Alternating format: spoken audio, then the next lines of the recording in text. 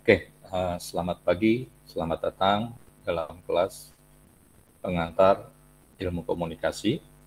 Pada sesi kali ini saya akan berbicara tentang persepsi. Ini bagian dari proses komunikasi intrapersonal. Oke, seperti biasa bagi yang belum subscribe, silakan subscribe, silakan beri komentar, dan centang tanda lonceng untuk mendapatkan notifikasi informasi terbaru dari video-video di channel Kuliah Daring. Oke, baik, kita mulai saja. Ya, silakan perhatikan gambar yang ada pada layar. Saya nggak tahu apa yang ada dalam benak kalian, ada yang dalam pikiran kalian melihat gambar-gambar itu. Ya, ini adalah bagian dari proses persepsi. Yang saya tampilkan adalah sebuah stimuli paparan yang merangsang indera, dalam hal ini adalah penglihatan. Ya, ada beberapa gambar. Ya, saya tidak menampilkannya satu persatu, tapi saya menampilkannya secara keseluruhan. Ini akan mengacak tentu saja memori kalian untuk memberikan persepsi atas gambar-gambar tersebut. Oke, baik. Kita masuk ke yang pertama. Persepsi. Apa sih persepsi? Persepsi adalah pengalaman tentang objek, peristiwa, atau hubungan-hubungan yang diperoleh dengan menyimpulkan informasi dan menafsirkan pesan. Ya, persepsi ini proses pemberian makna pada stimulus indrawi. Stimulus indrawi kalian yang digunakan ada berapa? 5. Mata, hidung, apalagi telinga, mulut, sama kulit untuk meraba. Mata untuk melihat, ya. Telinga untuk mendengar. Mendengar. Mulut untuk mencium. Berbicara. Bicara. Hidung untuk mencium. Jadi kalau ada yang minta cium ke Liviani pakai hidung. Kulit merasakan. Oke. Persepsi adalah inti komunikasi. Ya. Sedangkan penafsiran atau interpretasi adalah inti dari persepsi. Jadi ketika kita berkomunikasi, kan kita saling bertransaksi, bertukar kode, gitu kan? Kode bahasa maupun kode gambar.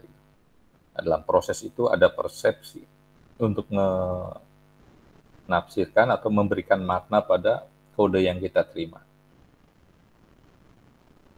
Tadi bilang saya lapar, gitu. Saya mempersepsi lapar, oh dia minta makan atau mau makan, gitu kan? Nah, itu inti dari komunikasi. Sedangkan inti dari persepsi itu interpretasi,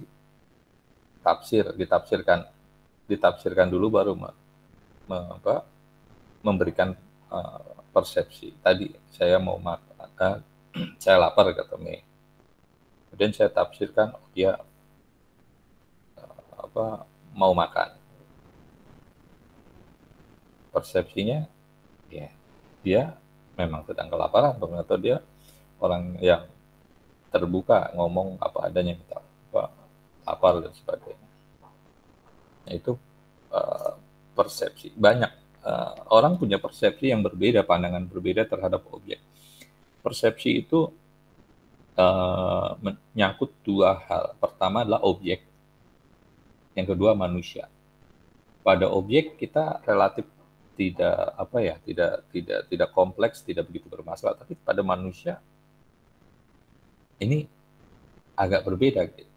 Karena manusia yang kita persepsi bisa memberikan feedback. Namanya gini, kamu melihat sebuah buku tuh di belakang Rina tuh, ada banyak tumpukan buku. Lihat buku ya, kemudian kamu punya persepsi terhadap gambar di belakang Rina, oh Rina di depan sebuah perpustakaan perpustakaan gitu kan. Coba kamu yang kamu pandang adalah rinanya. Khairil mandang rina gitu. Nah itu akan menimbulkan berbagai macam persepsi. Begitu rinanya dipandang, dia akan memandang balik. Akan menimbulkan berbagai persepsi. Kalau orangnya GR, dia ngeliatin saya balik gitu. Ada akan banyak beragam persepsi, akan banyak beragam penafsiran. Ketika kita menjadikan manusia sebagai objek dari persepsi. Beda dengan objek benda yang dia tidak melakukan dalam tanda kutip perlawanan. Kalau kalian di jalan lihat sesuatu gitu benda, ya lihat aja gampang. Tapi kalau di jalan lihat orang bersirobok itu matanya saling tatap, kalau laki sama laki bisa berantem kan gitu. Padahal iya orang menatap itu kan bisa jadi senang atau punya atensi gitu kan. Wah, gayanya asik nih orang, gesturnya atau bajunya keren gitu. Tapi kan orang bisa apa balik lagi persepsinya jadi beda. Oke. Kita lihat definisi dari para ahli. John Weinberg sama William Wilmot bilang bahwa persepsi adalah cara organisme memberi makna. Organisme di sini adalah organisme manusia tentu saja, Homo sapiens. Homo sapiens seperti kita, manusia berpikir. Persepsi adalah proses menafsirkan informasi indrawi. Informasi indrawi itu ya tadi, lidah untuk mengecap gitu kan. Oh, ngecap, oh asin keringatnya, oh makanannya manis, pedas, dan sebagainya. Cohen mendefinisikan persepsi sebagai interpretasi bermakna atas sensasi sebagai representasi objek eksternal. Persepsi juga adalah pengetahuan yang tampak mengenai apa yang ada di luar. Ada sensasi. Sensasi itu efek yang pertama ditimbulkan ketika kita mendapatkan stimulan, mendapatkan paparan. Gitu. Begitu ada suara kencang, duar. Nah, sensasinya muncul sensasi. Kaget, kemudian mulai persepsi, mulai ditafsirkan ada apa? Bom, ban meletus atau apa. Dan ya kita bisa memberikan persepsi atas suara tadi. Oke, persepsi, proses terjadinya persepsi. Yang pertama adalah terjadinya stimuli alat indera, sensory stimulation. Yang tadi saya gambar yang pertama tadi kan, itu memberikan stimulan pada indera kalian, indera mata kalian. Kita mendengar suara musik, nah ini suara tuk-tuk, ada tukang di belakang rumah saya, ada bau, nah bangun tidur mencium bau harum kopi, atau mencium bau harum masakan, gitu. Atau mencium parfum. Nah itu proses pertama harus ada stimuli, ada stimulan yang memapar indera kita. Mata, hidung, telinga, lidah, kulit.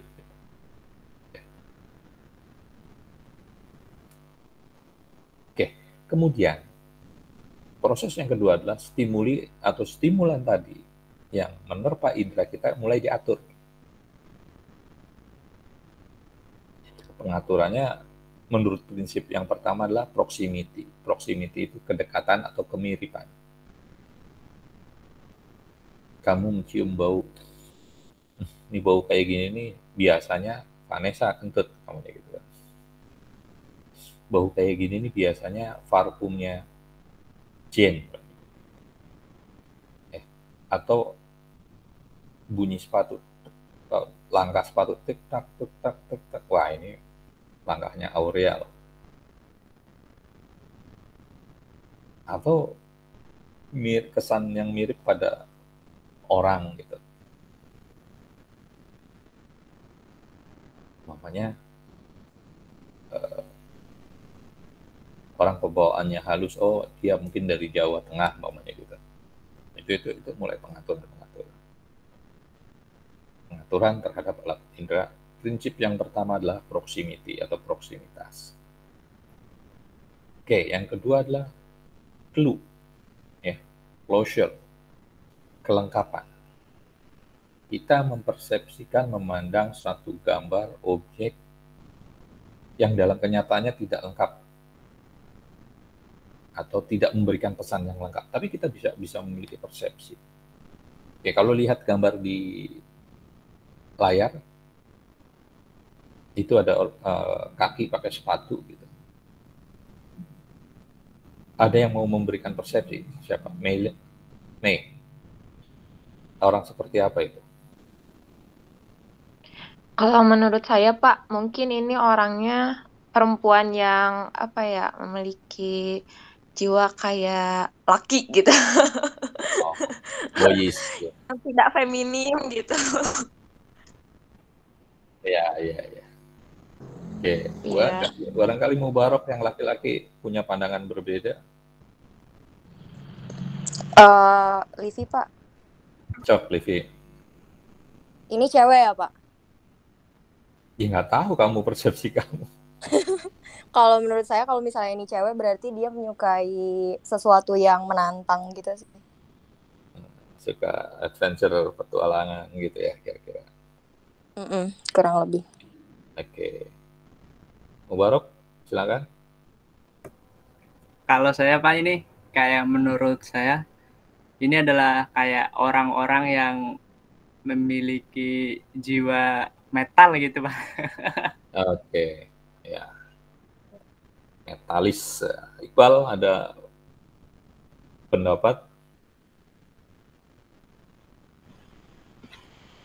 Kalau menurut saya Pak, ini kayaknya wanita yang suka rock and roll. Oke. Semua bilang wanita ya, padahal tidak. Saya gambar ini tidak menjelaskan perempuan atau laki-laki. Kakinya kecil Pak. Memang kakinya Hoiril gede. Tapi ya itulah, saya juga persepsi saya perempuan. Meskipun tidak melihat secara utuh, ya kan ada tanda-tanda bahwa itu perempuan kan gitu. Tadi Iqbal bilang kakinya kecil gitu. Ya itu salah satu tanda kan gitu. Atau mungkin kakinya lebih mulus. Meskipun juga kan kalau kalian lihat K-pop yang Korea itu kan mulus-mulus juga wajahnya kakinya. Tapi itulah persepsi. Jadi tadi berdasarkan proximity itu kedekatan bau ini dengan bau yang sebelumnya, suara ini dengan suara yang sebelumnya. Nah ini closure, kelengkapan. Ada apa? Kalau laki-laki pakai anting di sebelah kanan, anting sebelah, apa yang kalian persepsikan? Ada yang punya pandangan?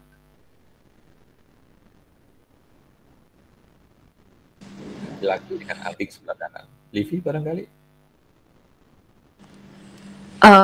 Berarti dia tuh orang yang seni mungkin, memiliki jiwa seni. Ya, oke, bisa saja. Vanessa?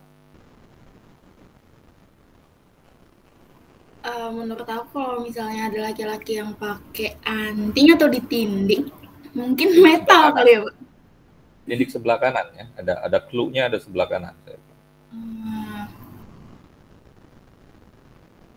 Oke, Freado barangkali.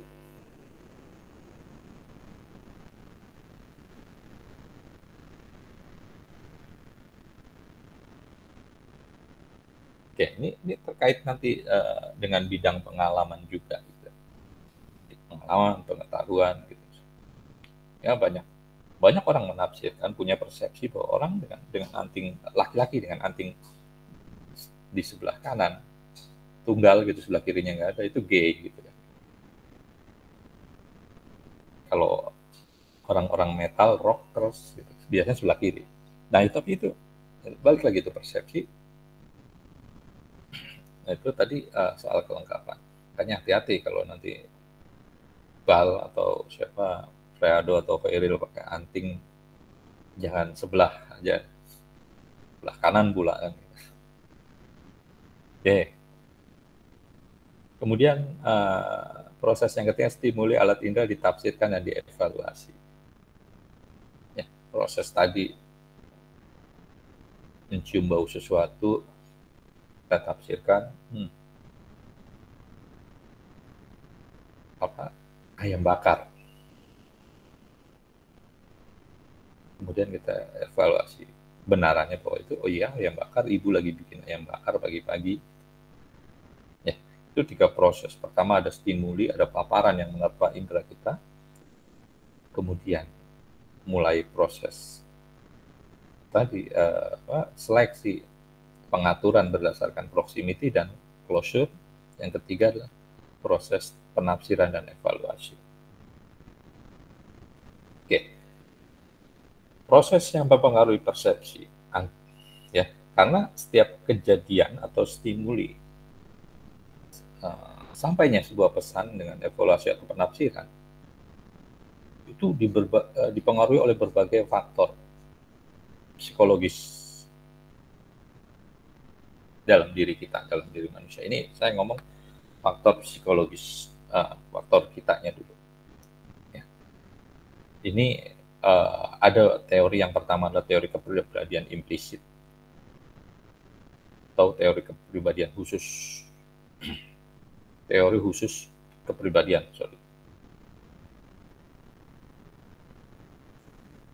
Nih, ada istilah halo effect atau efek halo. Ini kesan yang sering membuat kita salah dalam persepsi. Ini jadi halo effect itu merujuk fakta bahwa begitu kita membentuk kesan menyeluruh tentang orang itu, cenderung kita memberikan penilaian kuat bahwa sifat-sifat yang sama ketika kita melihat pada orang lain akan sama dengan objek yang pertama kita rujuk. Contohnya gini, dulu ketika Pak Jokowi baru muncul gitu kan di Pilkada DKI, ya, beliau kan pakai baju kotak-kotak ya, inget ya, yang waktu sama Pak Ahok dulu, baju kotak-kotak merah hitam. Baju itu begitu populer, begitu terkenal. Ya satu karena memang itu baru pertama ada pasangan calon gubernur dan wakil gubernur dengan baju yang casual. Biasanya mereka banyak kan pakai baju putih, baju adat gitu kan. Tiba-tiba pakai baju itu.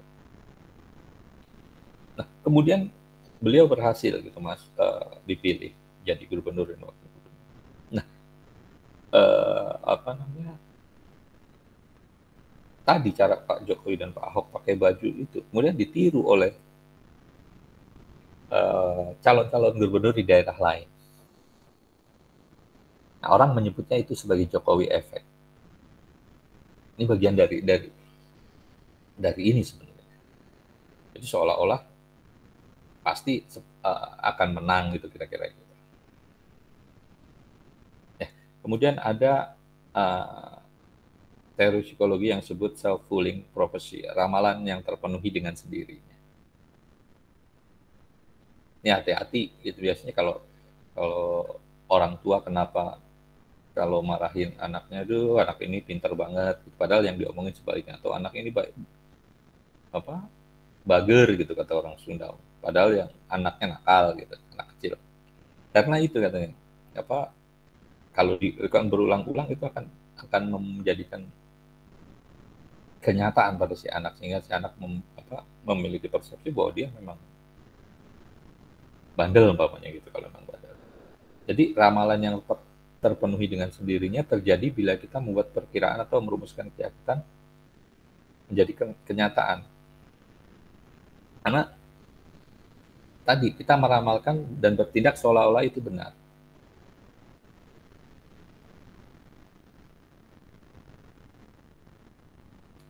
Kemudian aksentuasi persuasi, ya, aksentuasi perseptual. Tidak ada rotan, akar pun jadi. Ini peribahasa. Kalian masih ingat peribahasa lama ya? Tidak ada rotan, akar pun jadi. Ada yang tahu artinya?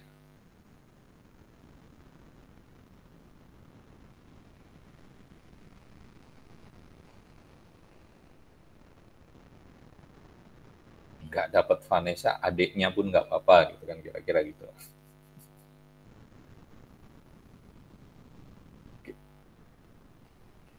Ini yang membuat kita melihat apa yang kita harapkan, kita inginkan pada orang yang kita sukai, umpamanya lebih tampan, lebih cantik ketimbang orang yang tidak sukai. Jadi kontraargumentasi ini adalah sebenarnya kita lebih menyukai orang yang tampan. Kalau umpamanya Liviani suka sama Freado, iya dia bilang bahwa Freado tampan. Gitu. Tapi itu kan sebenarnya persepsi itu muncul karena ada rasa suka. Gitu. Nah, kemudian ada primasi resensi. Primasi resensi ini dalam penelitian awal tentang efek terjadi pada persepsi antar pribadi. Ya, ini Solomon Asch pernah memberikan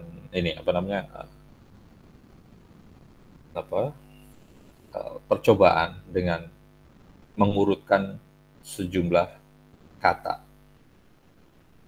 Kalau kalian mendengar kata cerdas, tekun, impulsif, kritis, keras kepala, dan dengki, dibandingkan dengan kata yang sama tapi posisinya dibalik. Kalau tadi kan cerdas yang pertama, dengki yang terakhir. Sekarang dibalik. Dengki yang pertama, cerdas yang terakhir. Orangnya sama, tapi kita akan mempunyai persepsi yang berbeda. Ketika Iqbal kita nilai dengan cerdas, tekun, impulsif, kritis, keras kepala, dan dengki, kita akan bilang bahwa Iqbal ini punya kepribadian yang baik, cuma ada sedikit kekurangan. Nah, tapi kan itu kan persepsi yang positif. Dibanding Iqbal punya sifat dengki, keras kepala, kritis, impulsif, tekun, dan cerdas. Kita akan buru-buru menilai Iqbal sebagai orang yang nggak baik. Ya, padahal tadi sama. Nah, ini percobaan yang dibikin oleh Solomon Asch. Nanti ada penjelasannya lagi. Kemudian konsistensi. Kita punya kecenderungan untuk menjaga secara kuat persepsi-persepsi yang ada. Ini biasanya memperkirakan hal-hal tertentu selalu muncul bersama-sama. Konsisten tadi, kalau kita mencium bau itu, kita bilang bahwa itu ayam bakar. Gitu. Ada yang pernah mencium bau ini, rambut yang terbakar? Pernah, Pak. Apa baunya? Kayak bau angus gitu loh, Pak. Iya, bau angus. Ya, kayak bau gosong. Yang spesifik. Kayak bau ini, Pak. Bulu kambing dibakar. Ya, itu kan di kamu kalau mencium bau itu pasti akan bilang seperti itu. Bau sangit, Pak. Oh, sangit ya. Kayak saya sering contohkan bahwa kita lihat kelebatan cahaya gitu, putih gitu kan, malam-malam sendiri. Nah, itu kan. Ini kalau yang konsisten penakut ya kan bilang bahwa itu hantu aja udah lari gitu.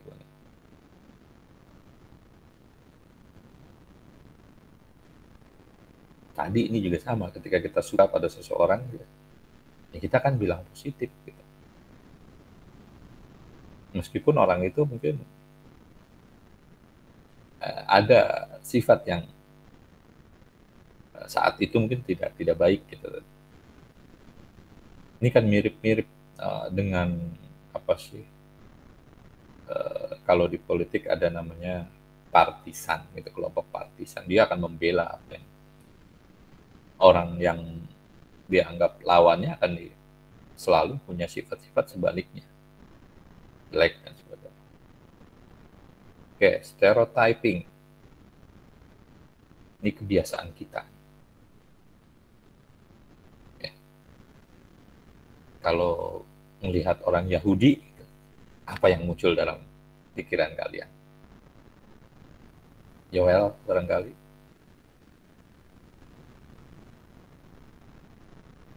Atau kalau saya bilang komunis gitu. Komunis Cina, Pak. Oke, Cina. Atau PKI.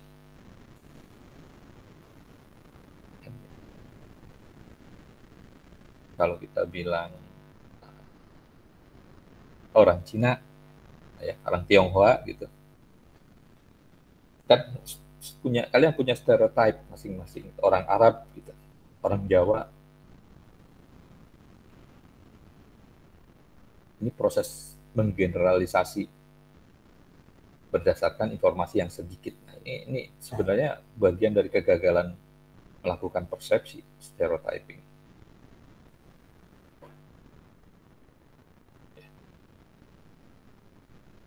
Faktor-faktor timbulnya stereotype. Yang pertama, kita manusia cenderung membuat dua kategori besar.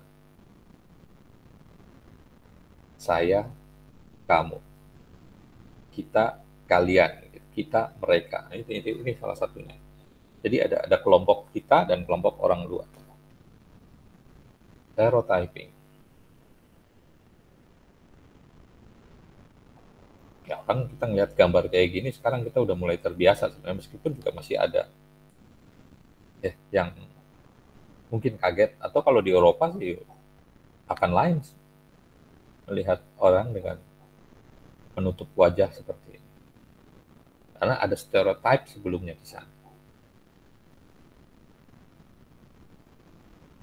Stereotype yang kedua bersumber dari kecenderungan kita untuk melakukan kerja kognitif sesedikit mungkin dalam berpikir mengenai objek atau orang lain. Males mikir, padahal udah digeneralisasi aja. Kalau ada orang Jawa pasti sifatnya kayak gini, ada orang Ambon sifatnya kayak gini.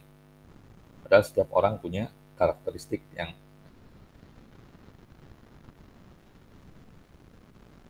orang Prancis, pria Prancis katanya romantis, gitu kan. Ada yang pernah pacaran sama cowok Prancis.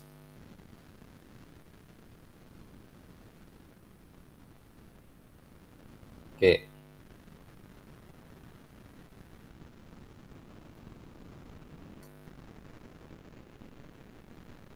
Ini ke faktor-faktor yang mempengaruhi persepsi. Yang pertama, atensi. Untuk sampai persepsi ada atensi dulu. Atensi itu perhatian yang lebih pada stimuli. Kayak Rina tiba-tiba punya atensi sama Koyela gitu. Ini ada beberapa teman laki-laki di kelas. Tapi kenapa Koyel yang menjadi atensi? Bajunya kan gitu. Potongan rambutnya keren gitu baru. Atau senyumnya barangkali.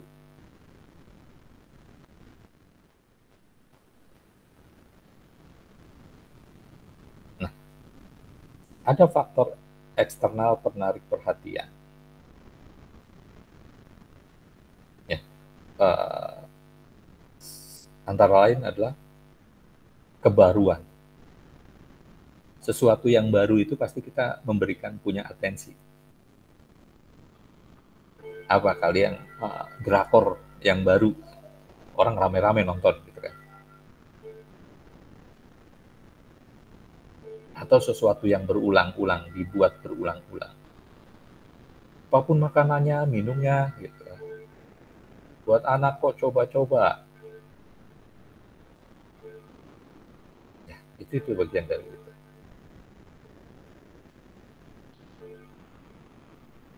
Nah, gerak juga termasuk tadi, gerak orang nari dan sebagainya. Faktor internal.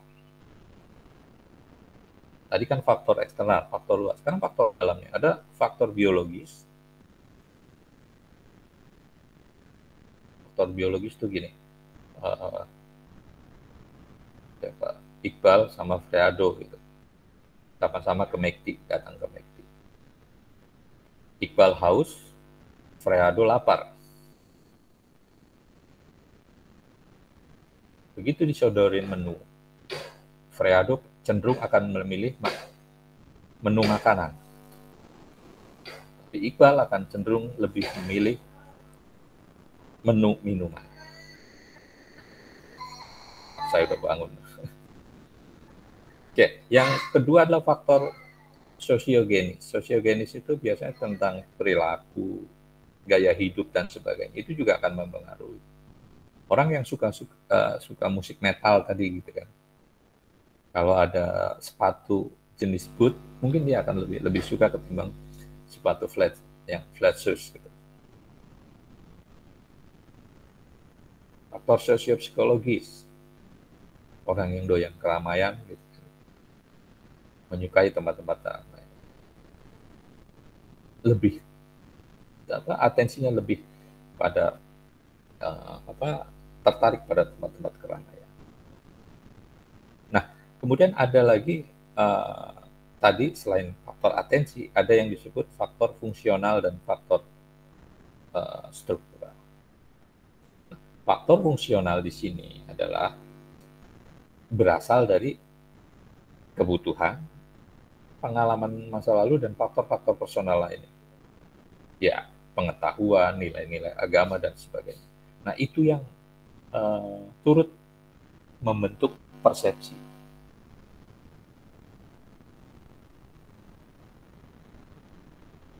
Kalau ngelihat tadi siapa di depan ada Vicky Prasetyo gitu kan, itu orang persepsinya beda-beda kan, tergantung pengalaman, faktor dan sebagainya. Melani akan bilang wow gitu kan, Pak Nesa akan bilang subhanallah gitu kan, atau Jen akan beda-beda takjub, atau melihat lambang sesuatu, gambar pocong tadi makanya gitu kan. Ada yang pernah ketika di kelas, Pak cepetan di skip itu gambarnya gitu kan. Padahal siang-siang di tempat terang. Kenapa? Saya takut nanti kebayang-bayang nanti malam enggak kan.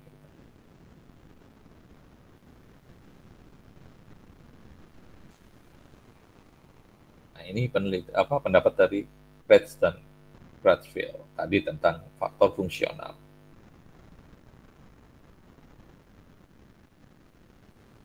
Ya, faktor fungsional acap kali disebut sebagai faktor rujukan. Nah, faktor struktural pembentuk persepsi berasal dari semata-mata dari sifat stimulus fisik dan efek saraf yang ditimbulkan pada individu. Tadi cahaya yang cahaya putih dan sebagainya itu kan memberikan efek fisik pada efek-efek saraf mata gitu. Atau bebauan, wewangian. Nah, kalau Gestalt ini salah satu tokoh juga di bidang psikologi, merumuskan konsep persepsi bersifat struktural itu bila mana kita mempersepsi sesuatu, tadi kita mempersepsinya sebagai keseluruhan. Karena ketika kita melihat tadi sepatu gitu, kenapa kemudian orang tadi siapa Iqbal bilang metal dan sebagainya. Nah itu secara keseluruhan ada struktur budaya pop bahwa kalau nonton musik metal atau punk kayak gitu nggak elok atau nggak pantas kalau nonton pakai high heels gitu. Ya. Kalau mau kondangan kan kamu milih bajunya lama. Kalau kata Kohler, jika kita ingin memahami suatu peristiwa, kita tidak dapat meneliti fakta-fakta terpisah, tapi harus menghubungkannya secara keseluruhan.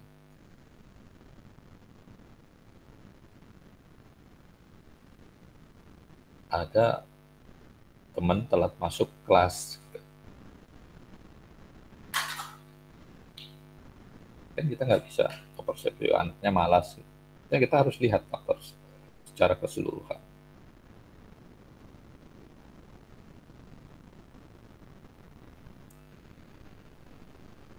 Kemudian ada yang disebut medan perseptual dan kognisi.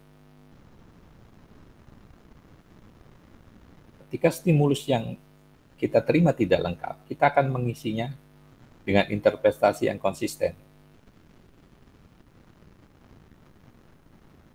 Tadi ada kaki dengan sepatu gitu, kan nggak lengkap gitu. Ya kita akan mengisinya dengan interpretasi kita. Oh, cewek yang doyan adventure gitu. Anak gadis yang doyan musik punk gitu.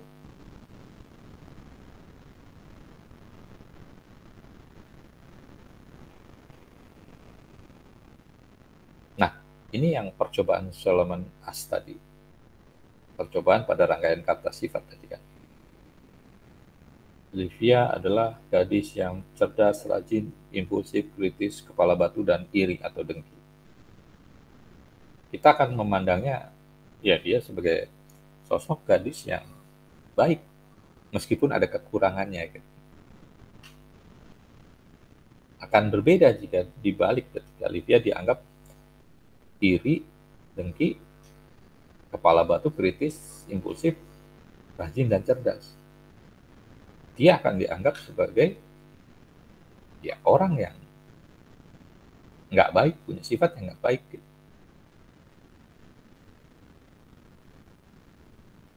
Kalau yang pertama orang baik dengan kelemahan, kalau yang kedua udah orang yang nggak baik. Kelebihannya justru akan ketutupi oleh ketidakbaikan.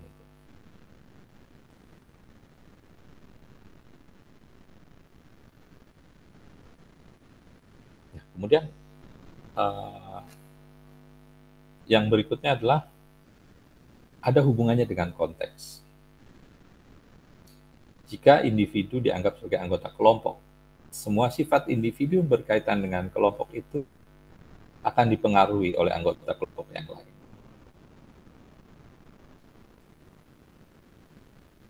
Geng motor gitu.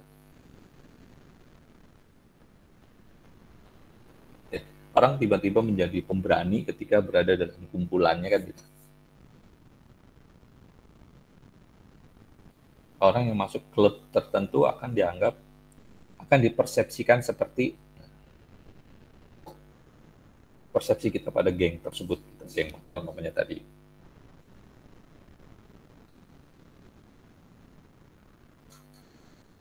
Atau ada contoh lain. Bejo dikenal sebagai tokoh preman. Dia selalu berpakaian tidak rapi, gitu kan. Robek-robek. Orang maka akan menilainya dia sebagai berpakaian, ya orang yang kotor, kusut. Tapi pakaian tersebut dipakai oleh seorang yang alim. persepsinya tidak akan sama, tidak akan sebagai orang yang dianggap berpakaian awut-awutan atau kotor tadi, tapi sebaliknya mungkin dianggap ya tidak rapi atau bersih gitu. Itu maknanya akan berbeda. Sifat kelompok akan lebih menonjol dan melemahkan sifat individu.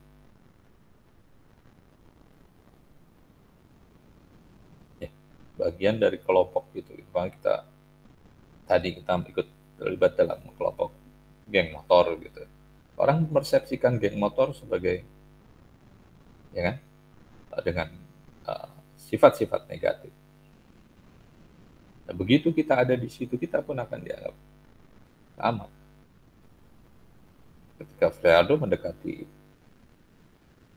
gadis itu, pacar ibunya atau orang tuanya gadis tersebut nggak akan ngasih, jangan dia anggota geng motor gitu.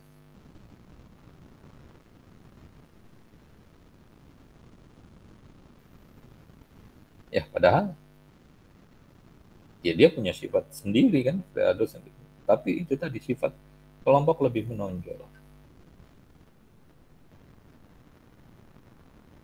Kemudian dari prinsip of similarity, Crouch dan Crutchfield punya dalil persepsi yang keempat. Objek atau peristiwa yang berdekatan dalam ruang dan waktu atau menyerupai satu sama lain akan cenderung ditanggapi sebagai bagian dari struktur yang sama. Ini persepsi sosial.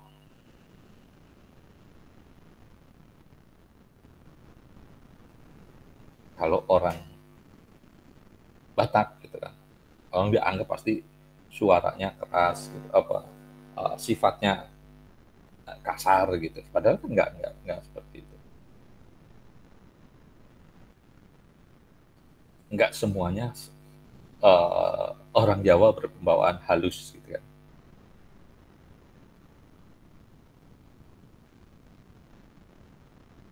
Tapi itu tadi persepsi sosial, prinsip of similarity gitu, Crutchfield dan Crouch, kesamaan gitu. Nah, pada contoh yang lebih ini ada deretan kata: televisi, emas, radio, kaset, surat kabar. Ya, televisi, emas, radio, kaset, surat kabar. Ini contoh ini diberikan lama, tahun-tahun 70-80-an. Bagi seorang pembantu rumah tangga. Ya, surat kabar tidak masuk dalam kelompok itu. Karena dia dianggap bukan barang mewah. Tapi bagi Sabrina, emas tidak masuk dalam kelompok itu. Kenapa? Sabrina mahasiswa lebih membutuhkan, lebih menggolongkan televisi, kaset, atau radio itu dan surat kabar sebagai bagian informasi. Ya, kebutuhannya beda tadi, similarity terhadap kebutuhan kelompok, pengelompokan. Jadi kebudayaan juga berperan dalam melihat kesamaan tadi.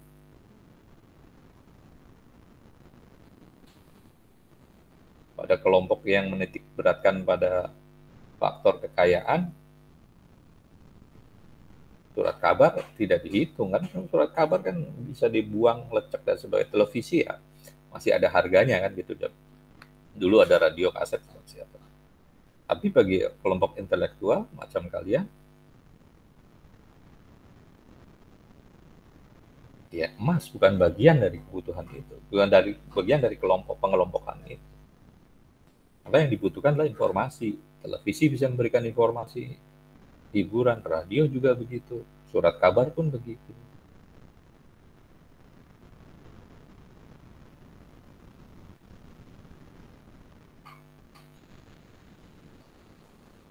Nah, ada beberapa faktor yang membuat orang salah dalam mempersepsi. Yang pertama adalah atribusi. Mengamati penampilan fisik, gaya berpakaian tadi, laki-laki dengan anting sebelah kanan. Kan ada gaya pakaian tertentu yang kemudian kita menjudge dia sebagai apa. Kayak tadi lihat sepatu kita bilang dia anak punk gitu kan. Lihat orang pakai sorban gitu, kita udah anggap dia orang alim gitu kan. Dan sebagainya. Jadi kesalahan atribusi, kita menempatkan atribusi. Orang pakai kacamata, Vanessa itu pasti pintar. Dia pakai kacamata. Pak Dudi pintar pakai kacamata. Padahal saya pakai kacamata karena usia udah nggak bisa lihat dekat gitu kan. Kan masih ada anggapan-anggapan seperti itu. Sabrina pakai jilbab alim. Meskipun beneran alim ya Sabrina ya.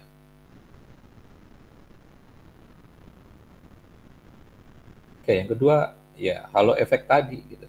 Kesalahan persepsi merujuk pada ketika kita membentuk kesan gitu.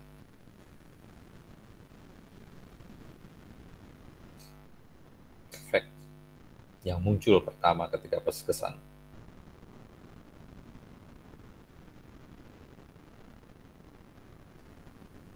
Begitu muncul bahwa kesannya baik gitu. Ah itu udah sangat kuat.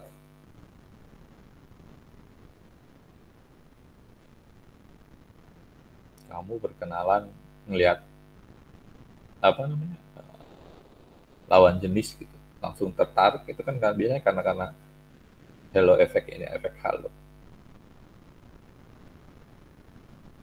Ya, sama kan kalau kalian tertarik, Sabrina tertarik sama cowok, apanya? Ya sikapnya. Kalau nggak pas first impression-nya baik gitu Pak. Nah itu first impression. Kalau sifat omong kosong, sifat itu berikutnya. Kan kenal dulu, seneng dulu. Ya, kalau seneng gitu kan, oh anaknya impresinya baik, ganteng. Begitu didekati, oh iya ternyata sifatnya baik, oh ternyata sifatnya buruk. Kan nggak kelihatan sifat di awal. Nah ini yang efek halo. Makanya penting bungkus itu kemasan. Dalam hal ini kita berprinsip seperti seorang produsen. Kemasan itu penting karena kemasan itu tadi memberikan efek halo yang sangat kuat.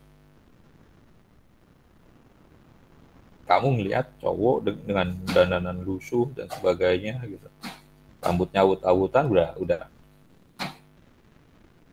langsung menjudge bahwa dia nggak baik. Padahal itu halo efek.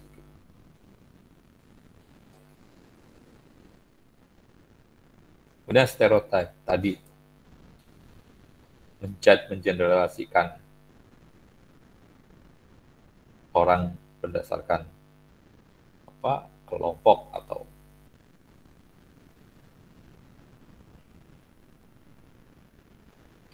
Muslim di Eropa dianggap teroris gitu kan, padahal kan nggak demikian kan.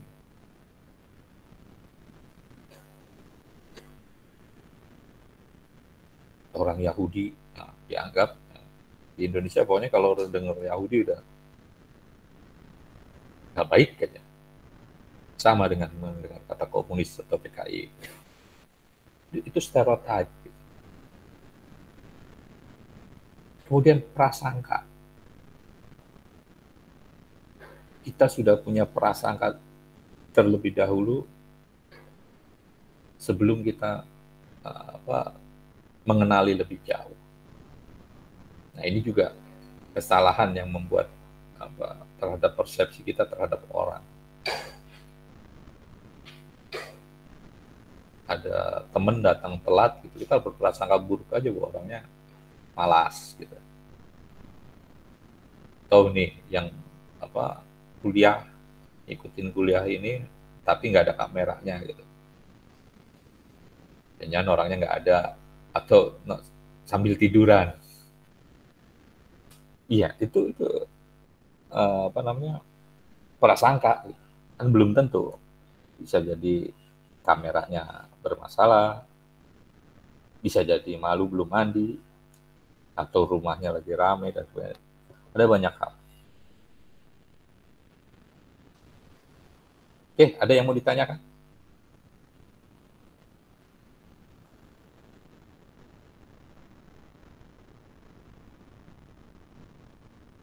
Terkait tugas,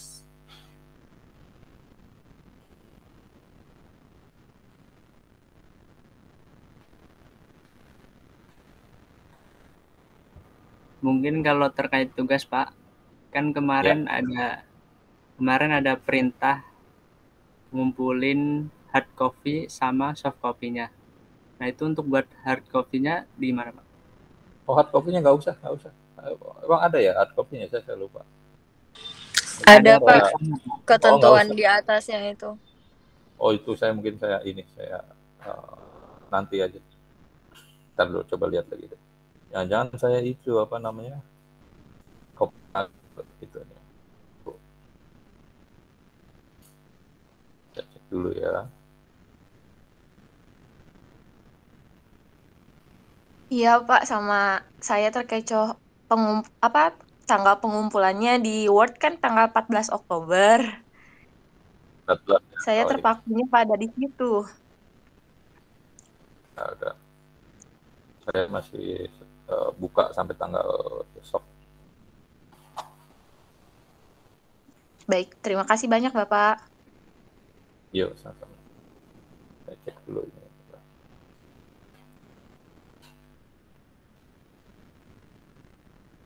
Word-nya lama.